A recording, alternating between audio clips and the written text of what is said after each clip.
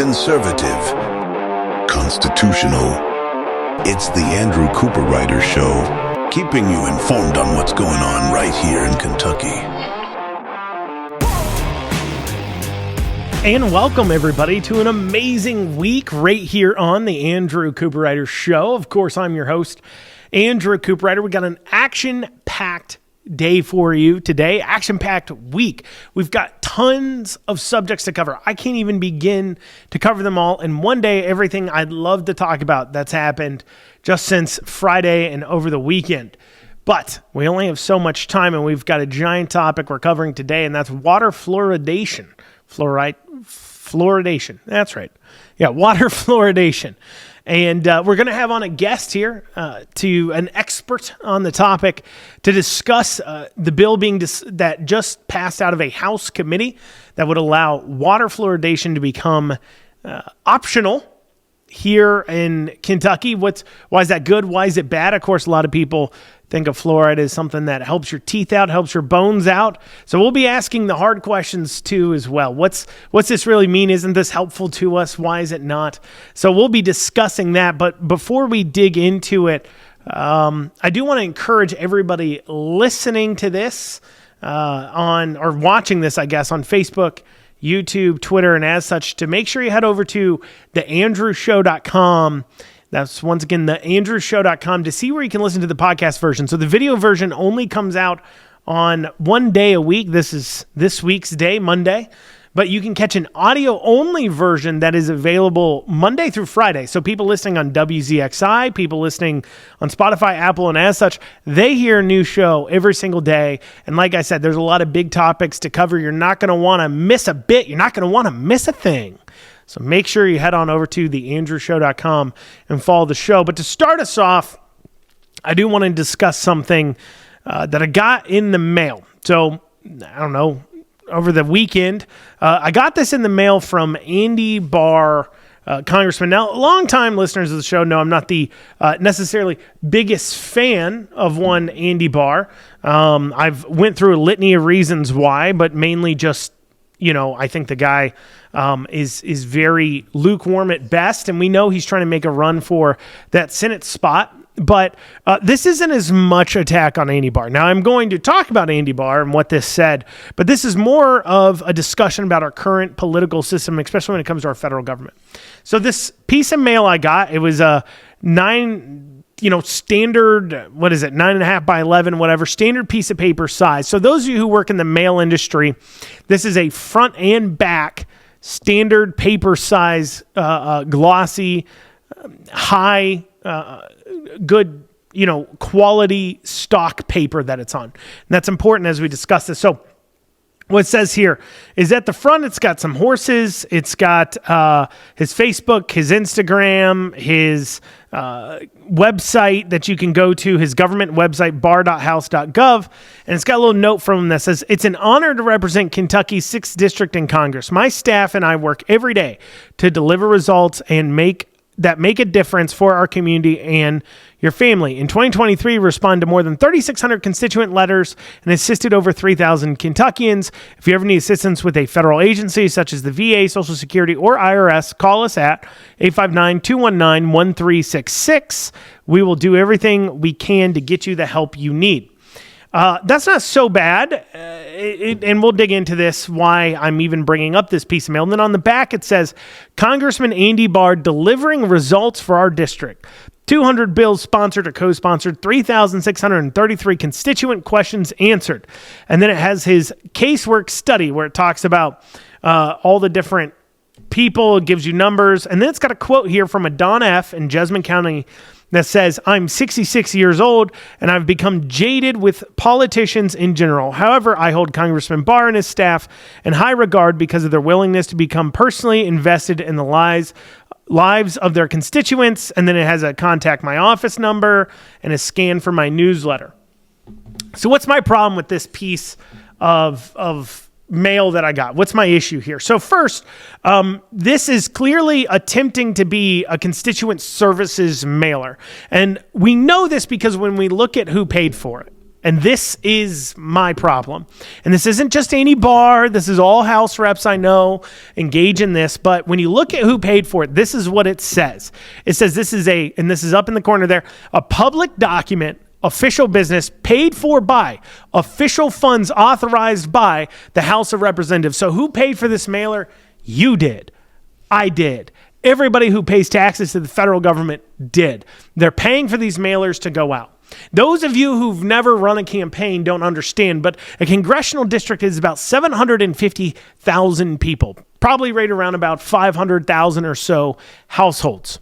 Assuming if this piece of mail went out to every house, and I don't know if you got one, let me know, email me at info@theandrewshow.com if you got one, but this would go out to every household in the district. And assuming that it's being okayed because they're saying this is a constituent services thing, it better have went to every household in the district, because if it only came to me because I'm a Republican voter or because I'm I often vote in the general, I'm a 4 out of 4 general voter, well, now it's even more so of a piece of campaign material. So it better went to every household. And if it went to every household, you're easily looking at this piece of mail costing the taxpayers $300,000 to $400,000. Easily $300,000 to $400,000. Assuming every single congressman got to send this out, that's a massive amount of money. A massive amount. I'm talking tens of millions of dollars being spent basically sending out campaign material. And you say, Andrew, this is constituent services. They got to let people know. Malarkey. I was about to say something different. Malarkey. Look at that piece of mail. Look what I went through. A constituent service mailer would be basic, would be simple. I think it would actually kind of be useful to send out something that lists off, hey, your local congressman's office can help you with this. If you have issues with these departments in the federal government, please make sure you give your local congressman a call at this number. And here is his website, and here is his newsletter if you want to hear what's going on in Congress. If you said, okay, that's all it was, I actually wouldn't have as much of an issue. My issue here is he's got a quote from a constituent talking about how much they hate politicians but love Andy Barr. They've got a thing at the top there saying that Andy Barr is delivering results for your district, for his congressional district. This is all over the place. This is definitely a piece of campaign. And so you go into, how do we replace these awful, horrible politicians? And whether you like Andy Barr or not, doesn't matter. But you at least have to agree that there's awful Congress people that exist in our Congress somewhere, no matter your political viewpoints. And you may think we need to come together, we need to vote better and rein them in. In fact, on a post I made recently, somebody commented saying, this is what we get, this is what we vote for, this is who gets the money. Well, it's not just that they're getting money from donors, they're getting money from us.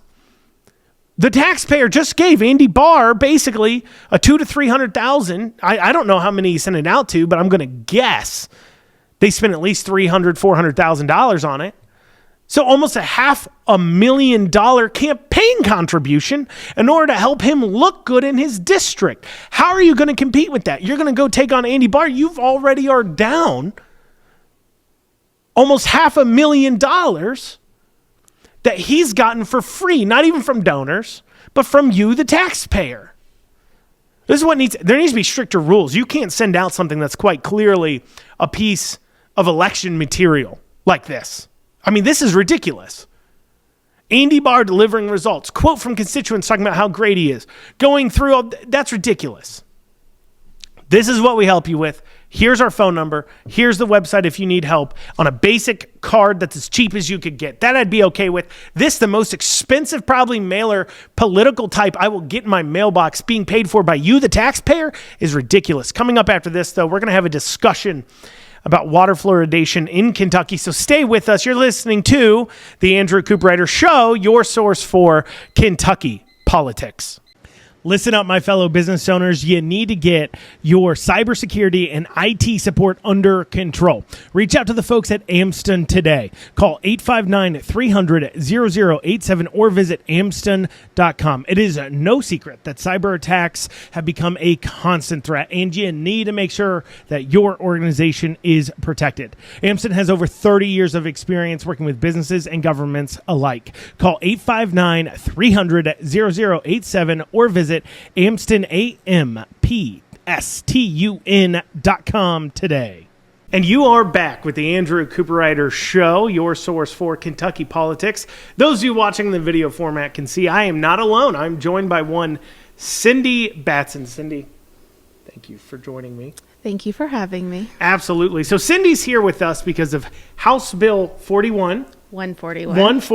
I'm good at this, I promise. House Bill 141 has recently gone through committee in the House, and there's been some chatter about it online. What the bill would seek to do, Cindi, correct me if I'm wrong, is to allow local districts, water districts, to have control over whether or not they want to add fluoride to the public drinking water. Is that accurate? It is the governing body of water producers, so it does bring the decision a little closer to home. Yes. Okay, so it's a local decision right now. It's state mandated. Fluoride has to be thrown in the water, right? That's correct. Okay, so Cindi, let me ask you, why do you hate dental health? I don't hate dental health. But Listerine's good, isn't it? It's good for your teeth. Crest and Listerine and all that. I mouthwash sometimes. Well, I'm not one to comment on that. You're going to have to talk to your dental health professional about that. Okay. And it's interesting that you bring up mouthwash and topical fluoride applications. I assume that's what you mean. By artificially elevating the levels of fluoride in drinking water, it isn't Crest or Listerine or any of those things that's being added to the water. So it's not like the fluoride I swish around in my mouth? It is not. So why is it that, we have the Dentist Association or what have you that's saying that fluoride needs to be in the water? Where did this idea come from that fluoride is helping our teeth that's in the water if it's not the same kind of fluoride that I rinse my mouth with? In the 1950s, water fluoridation began, and it was thought that it did decrease cavities in children up to 25%, and ultimately that's what's said time and time again today. But back in the 1950s, we didn't have fluoridated toothpaste. We didn't have access to dental care like we do now. It was a different time. It was the same time when there was still lead in paint and gasoline and asbestos in building materials, and physicians were telling you what their favorite cigarettes to smoke were. That was a different time that we were throwing fluoride into the water. I'll give you that. But does it harm anything? Is it not good for the teeth at all? Does it harm people if they drink it? What's the story here? Because you're not like a lobbyist or anything. You're just a citizen, a nurse, a mother. I'm a registered nurse and I'm a mother. Who cares? Who cares? You're doing this because you're passionate about it. That's right. And that's actually how I came to the topic. I cared about what my child was getting. I thought she needed it. But when I started to look into it, because she wasn't drinking tap water, she was getting her nourishment from me. And I learned that in 2006, there was all the studies were collected by the National Research Council, and they asked the EPA to reconsider their allowable limits of fluoride in drinking water. So you see, the EPA only regulates fluoride in drinking water as a contaminant because too much of it's harmful. So right now, the EPA says 4 is the maximum contaminant level, 2 is the secondary maximum contaminant level. Because at the level of 2, they have to notify like the health department and the public authorities because it's harmful. So I learned that the National Research Council was saying, hey, there are these other things that may be negatively impacted by consuming fluoride, even at levels in drinking water, such as thyroid health. They consider it endocrine disruptor. They're worried about bone health because fluoride moves into your cells where calcium should be. Obviously, the thing we hear the most about is dental fluorosis. Well, there's also skeletal fluorosis, which would look a lot like arthritis today. So I learned from that manual, which is about 600 pages, that the chemical that goes in our water is a silicofluoride. And I traced it back from our water department, and it's actually a byproduct of the phosphate fertilizer industry. It's caught in a smokestack. Do you want to hear more? Yeah. So this is, I mean, you can't just stop there. Okay. So let me see if I understand. Now, first off, as you're giving that answer, you know what I thought to myself? What's that? Is that when I was in kindergarten, we would, do the mouthwashy thing, but they always were really sure not to drink it. Right. They all Which said, I started spit it realizing, like, hold on, you actually don't drink the fluoride you use for your teeth. And so I started being like, well, yeah, I just realized that as you're giving that answer that, no, we don't drink it. Right. That's because right. it is harmful for us to drink. In large quantities. In large yes. quantities. So what they've been doing is saying, well, we think it's okay to put this fluoride in the water because we think it's at a safe quantity. But the way that they're collecting this fluoride is not by, I don't know how Listerine and them do it, but it's not the same process. They're catching it out of fertilizer factories as a byproduct. Yes, sort of. So fertilizer is made from the earth. So this is a phosphate fertilizer. Okay. So they collect a big bunch of earth and it goes onto a conveyor belt. They put sulfuric acid on it.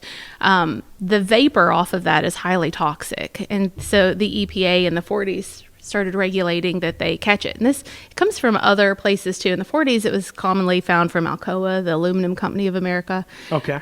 It's a byproduct also of aluminum smelting. Okay. So where ours had come from was the EPA said you can't emit this into the atmosphere anymore because it's toxic. It kills things in up to a 40-mile radius. So they put a wet scrubbing mechanism on the top. It turns this vapor into a liquid. That liquid is taken to a cooling pool. What's solid on it settles to the bottom, and what is radioactive evaporates off, and what is left is a liquid that gets trucked to our water departments. And that's how we artificially elevate the level of fluoride in our drinking water. Now, this chemical is also very acidic, very corrosive. You can call your water department. It etches glass. It eats away steel. It peels metal or peels paint off the walls. It's not a great product to have in your water department. I saw evidence myself. It ate through brick in my water department. There was an overfill and it just ate right through the brick. The fluoride that they're adding ate through the brick? Yeah, it's called hydrofluorosilicic acid if you'd like to look it up. It's about 23%, and it's also known to be contaminated with other heavy metals from the Earth's crust because of how I told you it just gets collected. So in 2014, Phyllis Mullinex did a study about the contaminants in this liquid, and she also tested sodium fluoride, which some smaller water departments still sifted in. She found them to be incredibly high in aluminum. She found lead and arsenic, cadmium, manganese, all different kinds of heavy metals. And this chemical, this slurry, is dripped in after the water purification process. So, okay, let's see if I get this right, okay, because I am but a simple man. Okay, so let's see if I got this. So what we're doing is we are collecting the vapors off phosphorus fertilizer production and then distilling that down into a liquid to get rid of the radioactive part.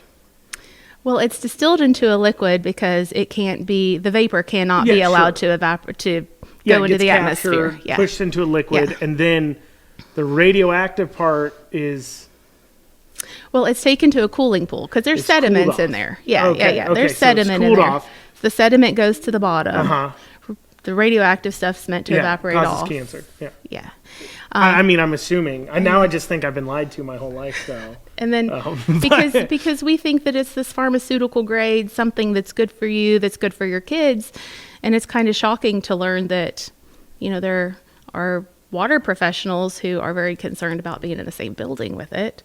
And I've heard the dilution is the solution. So you put it in the water and it gets diluted. So you're only getting, those small amounts. But public health right now is requiring that fluoride be added to your water to reach 0.7 to 1.2 parts per million. And that's 0.7 to 1.2 milligrams per liter. So as you consume water throughout the day, anybody can get a different dose. depending on how much water you drink, depending on which water department serving a higher amount, it's in violation to the 5 patient rights as far as I'm concerned, because, and this is very important for everybody to know, fluoride does not treat water. It does nothing to make it better, cleaner, more potable, taste better. Fluoride is added to water to treat people. So it's not, so it's added in, okay, so it's collected, they get rid of the radioactive bits, truck that to your water plant, get rid of the sediment too, right? Yes. Truck that to your water treatment plant. After your water's been distilled and purified, they then drip this back in. It sounds like they're mandated to drip it in almost at a rate that's real close to what the EPA maximum allows. The maximum is 4. It's 4, and they're dripping it in at anywhere between 0.7 and 1.2. 1.2. Okay, so it's not. 2 is the secondary maximum contaminant level. So 2 is when they start to alert folks. Yeah. And so when they say, look, it's you dilute this down, it's fine. I mean, is there a certain level, a certain amount of water if you drink in a day that you start to have these negative effects? Because, people think to themselves, well, I drink bottled water. Yeah, but you also, go get sodas from a soda fountain at a restaurant. That's through your public water system. You get coffee made somewhere. That's through a public water system. If you're picking up coffee somewhere, if you're getting water at a restaurant, that's generally through it. What are the negative side effects to this? But before you answer that question, we do have to take a quick break. But we're going to come back with Cindi here, and she's going to tell us what issues we could be experiencing from this chemical byproduct, toxic waste that we have being forced into our water by mandate through the state.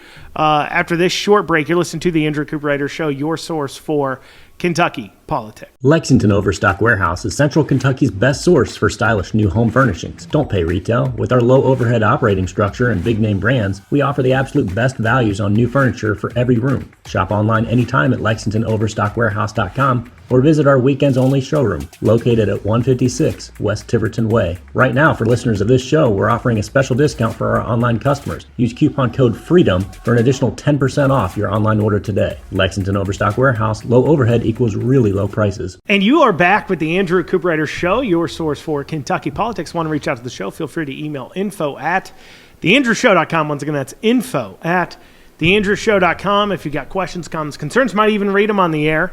We're back here with Cindi Batson. Cindi, nurse, mother, caring, activist, right, on the fluoride issue. Advocate. Clean water advocate. Clean water advocate, something we should all be able to get behind. Before the break, we were digging into our House Bill 141. 141. I promise, once again, I'm good at this. House Bill 141, a bill to give option to the local governing bodies to make decisions on whether or not they want to put fluoride into their drinking water. Before the break, we were talking about what is going into our water. Is this fluoride like you see in Listerine and Crest? I asked Cindi if she just hates dental health. She informed me that I was incorrect in belief that this is Crest or something like that, that this is in fact a byproduct from phosphorus fertilizer that's being collected up and then dripped back into our water supply. And so, Cindi, what is, you're kind of an expert in this. Not only are you a medical expert, but also you've been studying this subject. You said you got into it because of your kids. You're worried they were not getting enough fluoride. 13 years ago. 13 years ago. My oldest child, right. I asked her doctor, hey, should I be supplementing her with fluoride because I want her to have strong bones and healthy teeth? We all want that for our kids. And I learned that it was very easy just to pick up over the counter and a supplement if I wanted it, but there were so many side effects on that I decided to hold off and just do some research. I did, and then it just kind of led into this. Because, that's the question, right? So we find out that it sounds bad, and it sounds like it's really not doing much to improve our dental or bone health to begin with. But what is the negative side effects of this? So our bill was filed for the first time in the House in 2018, and it was just very basic. Like, it's been a long fight in the House. Let's let the local governments have more say over this because right now it's a mandate. I actually called and I I asked somebody close to the top, hey, who's the watchdog for this? Have you seen this? It was published in 2006. In 2015, they actually lowered the levels of fluoride in drinking water that's considered acceptable or good. So I was just told that there was no conversations to have because it was the law. So in order to do this and in order to talk about it, we needed to change that law. So that's what we started doing. The bill was filed in 2018, and since then there have just been a flurry of studies published suggesting that there are negative consequences to consuming fluoride, even at levels in drinking water.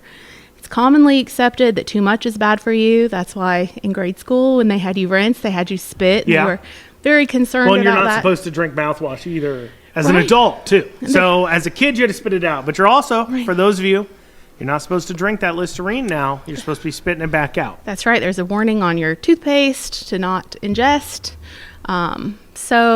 But you drink it in your water. Yeah, so that's what I did. I just dug in. You've got the NRC compilation, and then 2018, there was a study done that linked fluoride consumption from the mother while pregnant with hyperactivity behaviors in children born to that woman. So that was a big one. Of course, it was called junk science. It's nonsense, whatnot. And then Hold on. So the study said, just make sure we wrap this up here. Right. And people understand. So the study said that a pregnant woman drinking too much of this fluoride added drinking water was creating hyperactivity issues with their child once born. Well, I'm glad you asked to clarify that, because the 2018 study was actually done in a country where they do not fluoridate the water, but they fluoridate salt and milk. So they studied specifically women who had higher urinary fluoride concentrations versus women who had none. And that's important because in 2019, there was a cohort study that was published that brought that back in. And that's ultimately why the 2018 study, people just disregarded it because it wasn't water fluoridation. But then they studied... so it was just fluoride and milk, though? And salt. And salt. Yeah. And so they disregarded it because it's still fluoride. You're still ingesting it. Why would you disregard that information? Right. And it was all about urinary fluoride concentrations in pregnant women. So when the cohort study was published, actually by the Journal of the American Medical Association Pediatrics, they took samples from women who were pregnant and lived in areas that had fluoridated water and women who did not live in fluoridated water. So the first part of that study was they studied maternal fluoride urinary concentrations to kind of compare. And they found what you would find. The more you consumed, the higher the level was in your urine.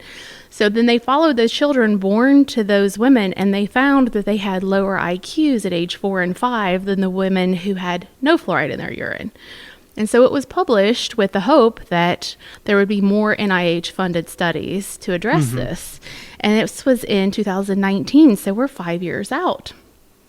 It was thought to be so controversial when it was published that there was an editor's summary done. And so it's two physicians and they're JAMA editors, and they're talking about the controversy of the study, whether or not they should have published it, but they thought that it was such a good study that they wanted to let people know. And it's 12 minutes if you get a chance to listen. Ultimately, these two gentlemen recommended that pregnant women drink bottled water or filtered water. They said it wasn't a particularly odious thing to do, but it is expensive to filter fluoride out of your water. You can only get it out with activated alumina, distillation, or reverse osmosis. And I mean, is buying bottled water for every pregnant woman the answer? Probably that's not the answer either. No. So the negative side effects here, we've got hyper activity potentially. Is there any other side effects that have been linked to high fluoride concentration? Well, you've got the decreased IQ. That's a pretty big deal. Decreased IQ, yeah, okay. Underactive thyroid, because Underactive thyroid. fluoride is a halogen. Okay. Just like iodine. So the finding is that fluoride competes with iodine competes with iodine for your thyroid. Okay. There's even a study that's fairly recent that talks about the antibacterial nature of fluoride. That's actually one of the reasons they thought that it worked. It went into your mouth, it killed the bad bacteria that causes dental decay, and then you swallow it and it's gone. Well, now they're finding that it probably kills the good bacteria in your gut that helps us metabolize carbohydrates, obesity. Oh, okay. Specifically. So those are some pretty serious things.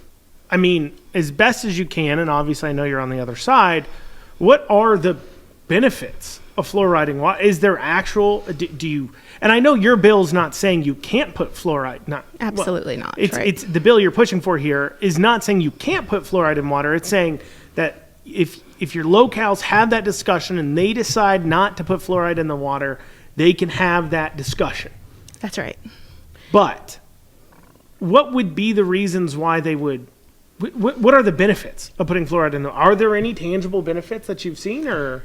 The argument for adding it in there is singular, that it decreases dental decay by 25% in fluoridated communities. Or said that it decreases the expenditure on oral health. For every dollar spent adding fluoride to the water, they say $38 is spent in the dentist chair. But unfortunately, that doesn't take into account these other consequences that we may be experiencing. Nobody's going into a kid's doctor's appointment and saying, oh, what's it cost to treat them for this thing? Because it's pretty non-specific at this point. But if there's a risk there, then do you know when that study was done? That study that said for every dollar spent there, it saves 36. When was that study done? Sure. So most of the studies that are cited were done in the 50s and 60s. That's what I figured. So that would be the question, is that, obviously nowadays we have, we brush our teeth more often. We have mouthwash that's more of a common thing. We see the dentist more often. As you look at trends. You should see your dentist. You should see your dentist. Absolutely, okay. Yes. So real quick, we got to wrap this up. How can people help support this legislation? What can they do? You can call your legislators. You can leave a message. You can ask for them to support House Bill 141. If they haven't already co-sponsored, you can ask them to do that. We've passed the state government committee, and we're hoping to get a floor vote soon, so we need to know that we can pass on the floor. We currently have 21 co-sponsors, and we had 16 yes votes in the committee. So this isn't an unpopular thing to do. Yeah, it seems bipartisan too. Yes. Yes, which is one of the few things that you can find bipartisan agreement on. Well, it should be bipartisan. Right. Clean water is for everyone, and Absolutely. Fluoride might not be for everyone. So let's talk about it. And that's what this does. It gives us the opportunity to make decisions for our community as new information becomes available. And there's no reason that we shouldn't be able to do that. Well, Cindi, thank you so much for joining me and discussing this important piece of information. I know I learned something. I hope you did too. Stay with us. After this, we'll be digging into a few other points, not with Cindi, but on news around Kentucky. You're listening to Andrew Cooperrider Show, your source for Kentucky politics. 859 Print has local service and low prices. I personally have done tons of business with them, and I can tell you, whether it is getting things printed off, sending direct mail, making business cards, buying TV ad time, digital marketing, they can do it all. And as a special for listeners of this show, they're offering 10% off any and all print services using code RIDER2024. That is code RIDER 2024 for 10% off. Check out 859 Print. You'll be glad you did. And you're back with the Andrew Cooperrider Show, your source for Kentucky politics. I want to thank Miss Batson for coming on and talking to us about that very important subject. You want to make sure you head out. Make sure you contact your legislators on that bill, House Bill 141, and make sure you're asking them to vote yes on that bill. Make sure it's moving forward to the floor. I definitely think having that local control over fluoriding your water should be something we look at. Moving now towards our last story here. Over the weekend, Amy McGrath, who, I think we all wish in Kentucky would just go away, or at least everybody with functioning brain cells that can hear her. In case you didn't know, she was a fighter pilot. And running for office will be her next mission. Just be the one that she failed. Anyway, so she tweeted this out here. She said, So she retweeted an Everytown article, which we already talked about. Everytown's very dubious statistical whatever behavior. It says, update, 2 teens have been charged in the shooting in the Kansas City Chiefs Super Bowl parade. While there's no information on how they got the guns, Missouri has some of the weakest gun laws with no minimum age required to possess assault rifles. Possess. Now listen to this. No minimum age required to possess assault weapons. Need to be 16 to drive a car, 18 to register to vote, 21 to drink a beer, 21 to buy a package of cigarettes, but run around with a weapon that can kill dozens of people in less than a minute. Well, that's just fine. Okay, let's deconstruct this argument here. First off, keep in mind they're saying possess, not own, but possess, because you can't buy a rifle if you're under the age of 18. Basically, your parents have to buy it for you and then gift it to you. Okay, now, practically speaking, before we go into all the things wrong with what Amy McGrath dumbly said, the reason why, practically, we can't even have this discussion about possessing assault rifles and passing some law to say if you're under 18, you can't possess an assault rifle. Because first, how do you legally define an assault rifle without at the same time making it illegal to possess any other number of rifles? Okay. Now you say, Andrew, why would under 18 need to possess a rifle? Well, you city dwellers, let me tell you something. In the state of Kentucky, as well as many states, you can hunt on your own with a rifle over the age of 15. You can hunt on your own small game with a rimfire rifle when you're over the age of, I believe, 13 here in Kentucky. You can possess a rifle as long as you're with your parent hunting under that age, as long as you want to. Not to mention, you have youth shooting sports, you have youth skeet, you have youth trap, you have youth pistol, youth rifle. You have tons of youth, like literally thousands of teenagers in Kentucky and thousands of kids under 18 compete in either youth shooting events or also hunt. So just saying you can't have and possess a gun, a rifle, if you're under the age of 18, well, and not only that, but how do you define that? This is the problem they don't talk about.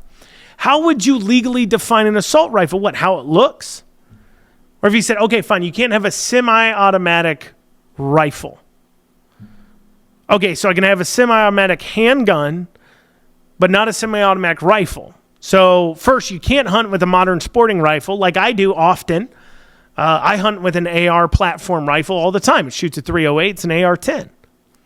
Now, lefties don't want to know that that exists, but that does. And I hunt with it. Killed a deer in this last year. Last hunting season with it. I don't want you to talk about that. But how would you define it? You would say what? A semi-automatic that fires a rifle cartridge? Well, now you're getting rid of quite a lot of rifled guns. If you just say semi-automatic, so they can have a pistol, well, the minute kids start using pistols, you're going to say, okay, no kids can have semi-automatic guns. Well, now you're getting rid of every single shotgun that's a semi-automatic shotgun. That is the most common skeet guns, not a lot of trap guns, but a lot of skeet guns, a lot of sporting clay guns are semi-automatic. Also, most hunting shotguns that people use are either pump or semi. In this modern day, especially duck hunting, they're going to use semi, most of them.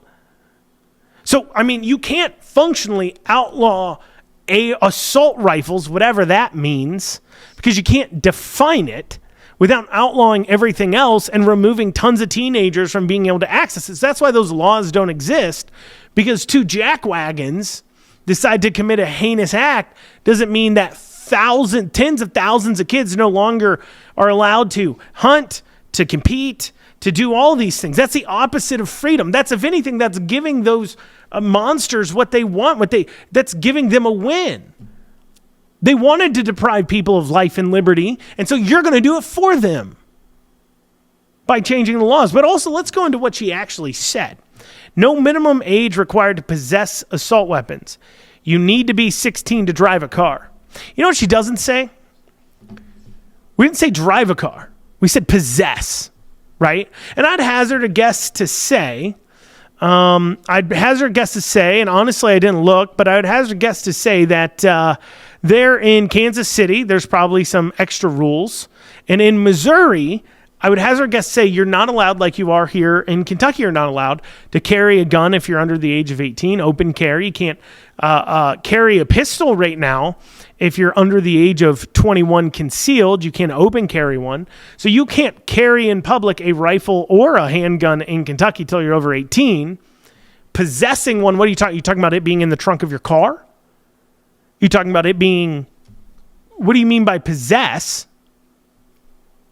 On top of that, do you think that these monsters that went to this parade here, do you think that they would, if they found out it was illegal for them to possess that gun, they would have suddenly not done it? No, of course not. That's stupid. That's a stupid assertion. But you know what's funny is she says you need to be 16 to drive a car. You actually don't. You need to be 16 to drive a car on public roads. You don't need to be 16 to drive a car on private roads, on your private property, the same way you would with guns.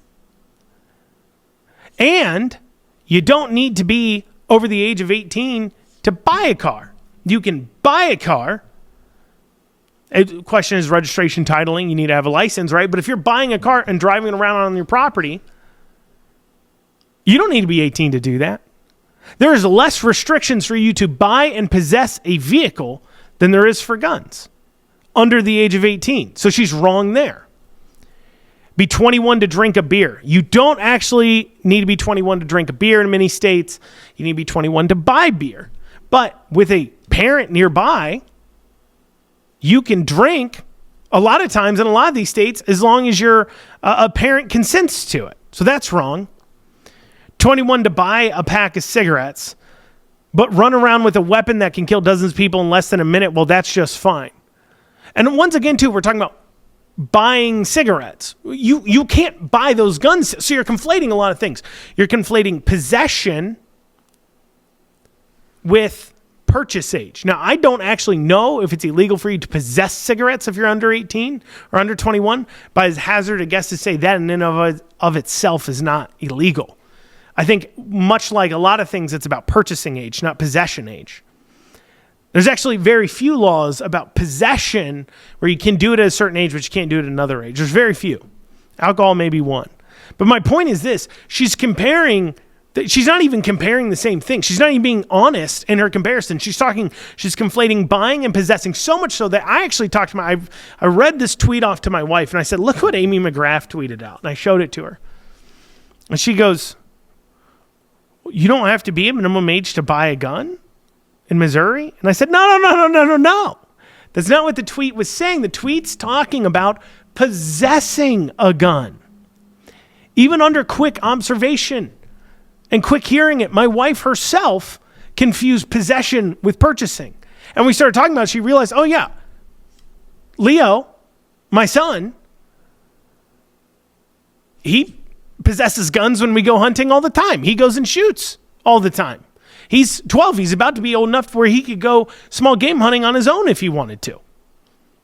So, I mean, that just, think about it. And that's what they're relying on. That's what she's doing.